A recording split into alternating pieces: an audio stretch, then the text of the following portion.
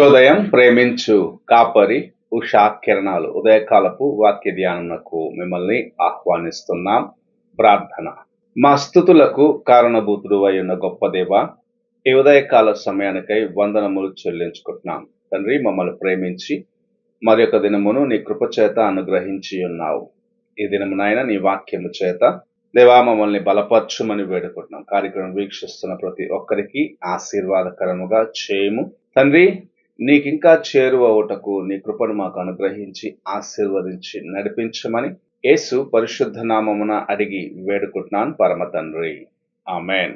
ఈ ఉదయకాలపు వాక్య భాగము యెషయా గ్రంథము 55వ అధ్యాయము 6వ వచనము నుండి 8వ వచనం వరకు ఉన్న వాక్య భాగమును చదువుకుందాం. యెషయా గ్రంథము 55వ అధ్యాయము 6వ వచనం నుండి 8వ వచనం వరకు ఉన్న వాక్య భాగము.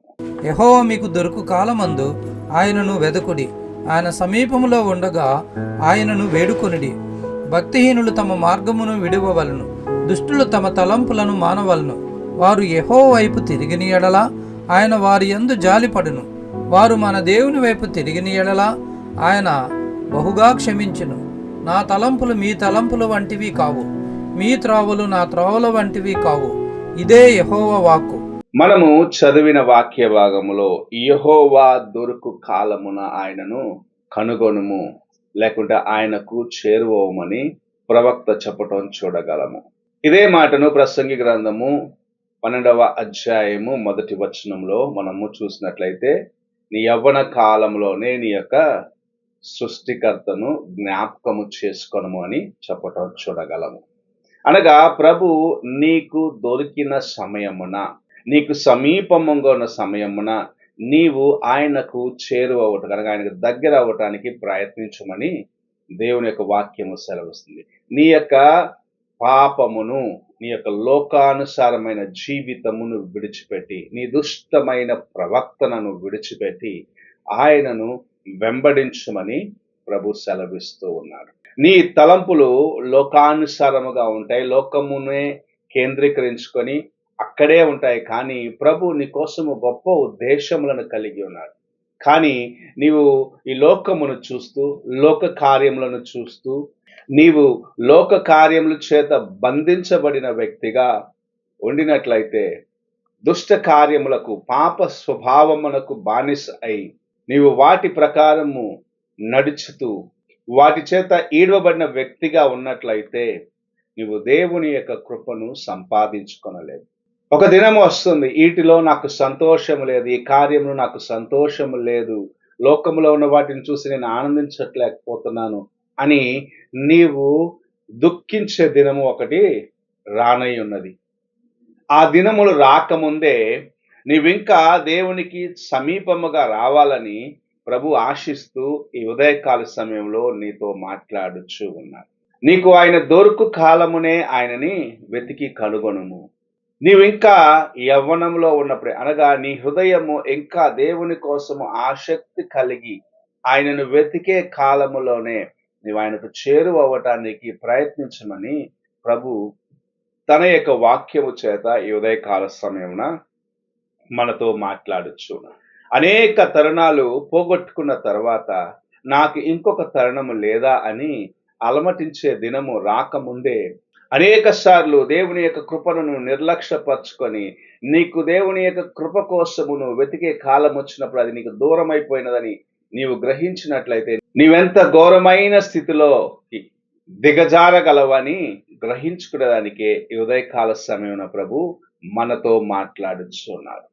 పరిశుద్ధ గ్రంథములో ఏసావుకు అనేకమైన తరుణములు ఉన్నాయి. తన యొక్క జ్యేష్ఠత్వపు హక్కుని కాపాడుకునేదానికి, ఒకప్పుడు ఆకలితో ఒక పూట కూటి కోసము, లేకుంటే తన ముందున్న ఆ యొక్క ఆహార పదార్థము కోసము తన యొక్క సహోదరునికి జ్యేష్ఠత్వపు హక్కును అమ్మివేసినాడు. కానీ దాన్ని నిర్లక్ష్యపరుస్తూ వచ్చాడు. ఎవరు తీసేస్తారులే అనుకున్న రీతిగా అతను ఒకవేళ ఉండుండొచ్చు.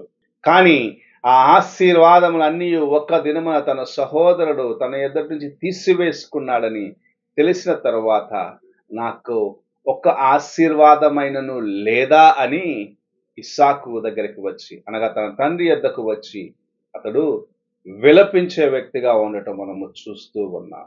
తరుణము సద్వినియోగపరచుకొనకుండగా ఇవ్వబడిన తరుణాలని వ్యర్థపరచుకుంటూ తర్వాత నాకు ఒక తరుణము లేదా అని నీవు ఎంతగా మొరపెట్టినను నీవు పోగొట్టుకున్న ఆశీర్వాదములు, నీవు పోగొట్టుకున్న దేవుని యొక్క కృప, నీవు పోగొట్టుకున్న దేవుని సన్నిధిని తిరిగి పొందుకొనలేవని ప్రభు ఈ ఉదయకాల సమయాన్ని నీవు మెలకువతో ఉండి నీకు సమయం ఉన్నప్పుడే దేవుని వెతికి కనుగొనము.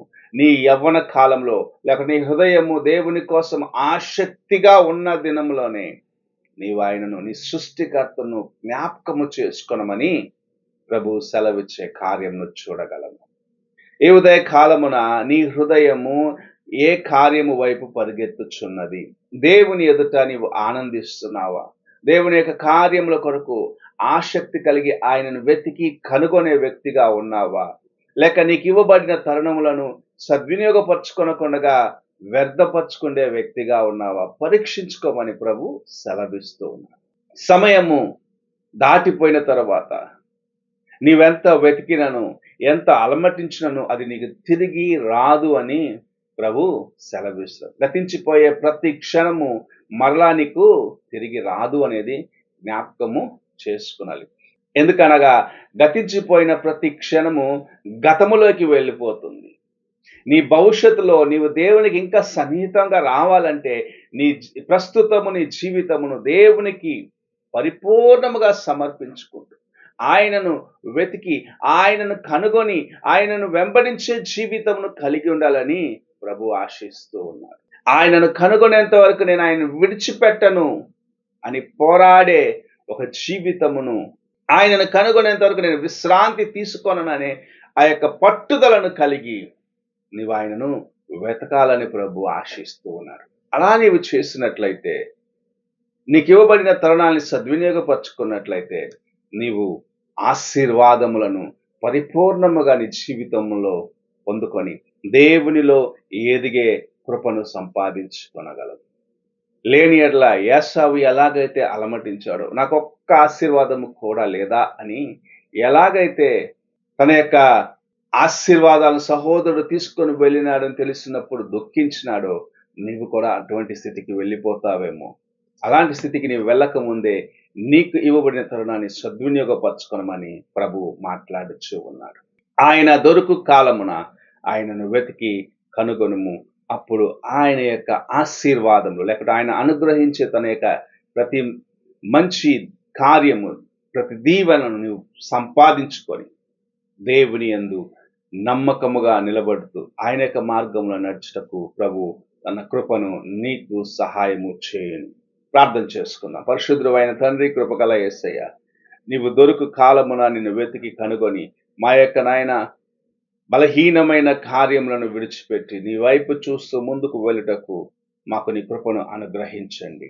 ఒక పూట కూటి కోసము తన యొక్క జ్యేష్ఠత్వపు హక్కును అమ్మివేసినాడు. తర్వాత ఒక ఆశీర్వాదము కూడా లేదా అని అలమటించేంత స్థితికి ఏసావు వెళ్ళిపోయినాడు నాయన.